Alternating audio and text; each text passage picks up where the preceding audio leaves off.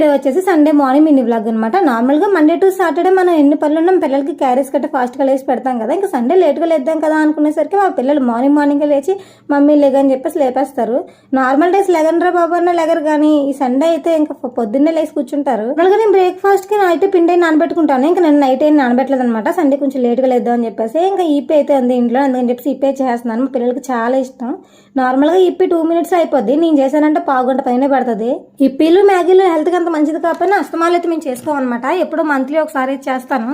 ఎప్పుడు మ్యాగీ చేసుకుని ఇప్పి చేసుకున్నా ఖచ్చితంగా ఎగ్ ఉండాల్సిందే అనమాట. ముందు ఎగ్ వేసుకుని దాంట్లో కొంచెం ఉప్పు కారం వేసుకుని బాగా ఫ్రై చేసుకుని పక్కన అయితే పెట్టేసుకుంటాను. తర్వాత మనం ఇప్పి ప్యాకెట్లు ఎంత తెచ్చుకున్నావు దాన్ని బట్టి దాని గ్లాస్ తో వాటర్ అయితే తీసుకోవాలన్నమాట. నేను కొంచెం పెద్ద గ్లాస్ తీసుకుంటాను, ఎందుకంటే మా వాళ్ళకి పలుచుకుంటాను ఇష్టం అనమాట.